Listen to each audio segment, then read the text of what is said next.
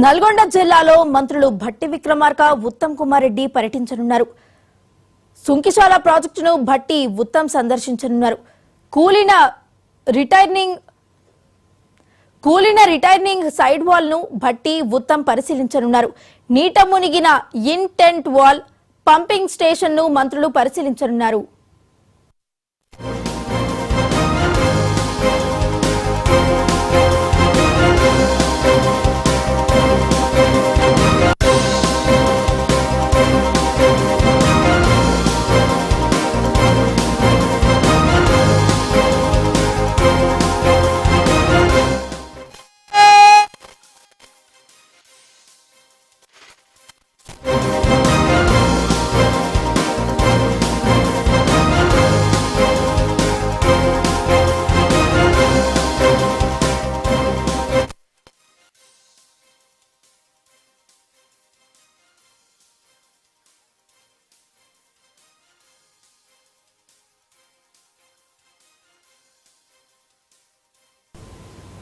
నల్గొండ జిల్లాలో మంత్రులు భట్టి విక్రమార్క ఉత్తమ్ కుమార్ రెడ్డి పరిశీలించనున్నారు.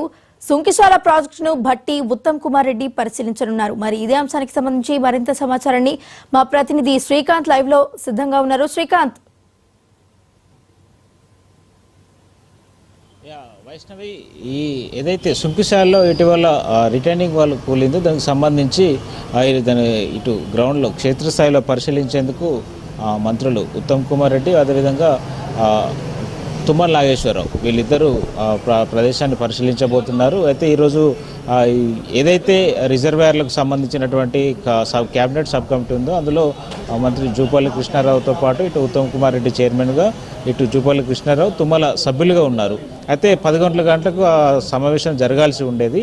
దాన్ని సాయంత్రం 4 గంటలకు పోస్ట్పోన్ చేశారు. అయితే ఈ అంశంపై ఇప్పటికే ప్రతిపక్ష బీఆర్ఎస్ కొద్దిసేపటి క్రితమే కేటీఆర్ ప్రెస్ మీట్ పెట్టి మరి ప్రభుత్వాన్ని విమర్శించిన నేపథ్యంలో ఈ ప్రభుత్వం ఇటు సీఎం దీన్ని బాధ్యతలు చూస్తున్నారు మున్సిపల్ శాఖకు సంబంధించి.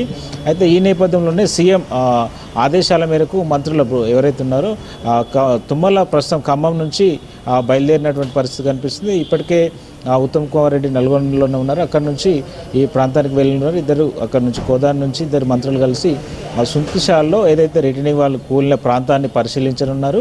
అధికారుల నుంచి ఆ ప్రాజెక్టు ప్రస్తుత పరిస్థితి ఏంటనేది అధికారులను అడిగి కూడా తెలుసుకునే పరిస్థితి. అయితే అక్కడే దీనికి సంబంధించి పూర్తి వివరాలు వెల్లడించే అవకాశం కనిపిస్తుంది. ఎందుకంటే ఇది బీఆర్ఎస్ గోదావరి బేసిన్లో కట్టిన ప్రాజెక్టులే కాకుండా ఇటు కృష్ణా బేసిన్ ఇక్కడ కట్టిన ప్రాజెక్టులు కూడా అంటే అవినీతిమయమేనా, అంటే ఈ నాణ్యత లోపమేనా అని చెప్పి ఇటు నిన్న భట్టి విక్రమార్క తీవ్ర వ్యాఖ్యలు చేసిన పరిస్థితి కనిపించింది.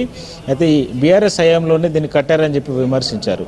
అయితే కొద్దిసేపటి క్రితం కేటీఆర్ మాట్లాడుతూ ఇది పురపాలక శాఖ ఎవరైతే ముఖ్యమంత్రి దగ్గర ఉంది, ముఖ్యమంత్రి నిర్లక్ష్యం వల్ల జరిగిందని చెప్పారు. ఎందుకంటే ఏదైతే ఆగస్టు 2న ఈ ఇన్సిడెంట్ జరిగింది. ఆ ఇన్సిడెంట్ జరిగినప్పుడు అసెంబ్లీ సమావేశాలు నడుస్తున్నాయి. ప్రభుత్వానికి సమాచారం లేదా? ఒకసారి సమాచారం లేకుంటే ఇది సిగ్గుసేటు లాంటి అంశం అవుతుంది. సమాచారం ఉండి కూడా ప్రభుత్వానికి సమాచారం రాలేదని మేమైతే అనుకోము. వచ్చినా కూడా సీఎం రేవంత్ రెడ్డి సభలో ఎందుకు చెప్పలేదు? ఇది రాష్ట్రానికి సంబంధించిన అంశం, రాష్ట్ర ప్రజలకు సంబంధించినటువంటి అంశం. ఈ అంశాన్ని అసెంబ్లీలో ఎందుకు చెప్పలేదు? కావాలని వారం రోజులు ఎందుకు దాచిపెట్టారు? సీఎం రేవంత్ రెడ్డికి తెలిసిన తర్వాత కూడా అమెరికా పర్యటనకు వెళ్ళారు, కానీ ఈ అంశం గురించి ఎందుకు ప్రస్తావించలేదు అనేది ప్రధానంగా చెప్పినటువంటి పరిస్థితి. అదేవిధంగా రిటైనింగ్ వాళ్ళకు సంబంధించి కూడా అక్కడ ఇంజనీరింగ్ అధికారులు ఎవరైతే ఉన్నారో ఫీల్డ్లో ఉన్నటువంటి వాళ్ళు ఆ గేట్లకు సంబంధించి ఎత్తకూడదు, ఇప్పుడు అది టెక్నికల్గా ఇబ్బందులు ఉన్నటువంటి పరిస్థితి అని చెప్పినా కూడా ఇటు ఇంజనీర్ ఆఫీసర్ చెప్పినా కూడా కొంతమంది ప్రభుత్వం బలవంతంగా తెరిపించింది అనేది మాకు వచ్చిన సమాచారం అని చెప్పి కూడా ఆయన ఆరోపణ చేయడం జరిగింది. అయితే అప్పటి ప్రభుత్వం 2021లో దీనికి టెండర్లు పిలిచింది. మెగా సంస్థ దీనికి టెండర్ దక్కించుకుంది. 2022లో అప్పుడు హరీష్ రావు, కేటీఆర్తో పాటు నల్గొండకు సంబంధించినటువంటి ప్రజాప్రతినిధులు దీనికి శంకుస్థాపన కూడా చేశారు. ఎందుకంటే హైదరాబాద్ గ్రేటర్ నగరానికి డ్రింకింగ్ వాటర్కు సంబంధించి దాదాపు 50 టీఎంసీల వరకు తరలించేందుకు డెట్ స్టోరేజ్ నుంచి 462 అడుగుల నుంచే నీటిని ఎత్తిపోసుకునే విధంగా దీన్ని నిర్మించిన పరిస్థితి కనిపిస్తుంది. అయితే 3 పైపుల ద్వారా నగరానికి నీళ్లు తరలించేందుకు ఈ ఏర్పాట్లు చేశారు. అయితే చేస్తున్నప్పటికీ దీనికి సంబంధించి ఏదైతే ఫ్లో వస్తుందో ఫ్లో తట్టుకోవడానికి ఒక రిటర్నింగ్ వాళ్ళు అయితే కడుతూ వస్తున్నారు. అయితే గతంలో కట్టిన వాళ్ళు కంటే 43 అడుగులు ఇటీవల పైకి కట్టారని చెప్పి నిన్న జలమండలి కూడా లేఖ ద్వారా చెప్పిన పరిస్థితి. అయితే ఇప్పుడే ఎందుకు కూలాల్సి వచ్చింది, అది ఎందుకు కూలింది అంటే పూర్తిగా ప్రభుత్వ నిర్లక్ష్యం. ఇది నిర్లక్ష్యంతో ఇలా జరిగింది. మేము ఉన్నప్పుడు పనులు సక్రమంగా జరిగాయి, పూర్తి నాణ్యతతో జరిగాయి. కానీ ప్రభుత్వం నిర్లక్ష్యంగా ఉంది, వారం రోజుల పాటు దాచిపెట్టాల్సిన పరిస్థితికి వచ్చిందనేది ఇటు కేటీఆర్ ప్రశ్నించారు. బీఆర్ఎస్ అయితే ఎదురుదాడి చేస్తున్నటువంటి పరిస్థితి కనిపిస్తుంది. పూర్తిగా పరిపాలన విషయంలో అవగాహన లేదు, పరిపాలన చేతగానే ప్రభుత్వం బీఆర్ఎస్ మీద ప్రతిదీ ఆరోపణ చేస్తుంది అనేది కేటీఆర్ ప్రధానంగా ఆరోపించిన పరిస్థితి కనిపిస్తుంది. ఈ సుంకిశాల ఎపిసోడ్ మాత్రం రానున్న రోజుల్లో రాష్ట్రంలో పెను దుమారాన్ని లేపబోతుందని చెప్పొచ్చు. ఎందుకంటే ఇప్పటికే కాళేశ్వరం విషయంలో ఒక కమిషన్ ఏర్పాటు చేసింది. దానికి సంబంధించి సుంకిశాల విషయంలో హడావిడిగా అప్పటికి ఎన్డీఎస్ఏ బృందం వచ్చింది, national dam safety authority of India.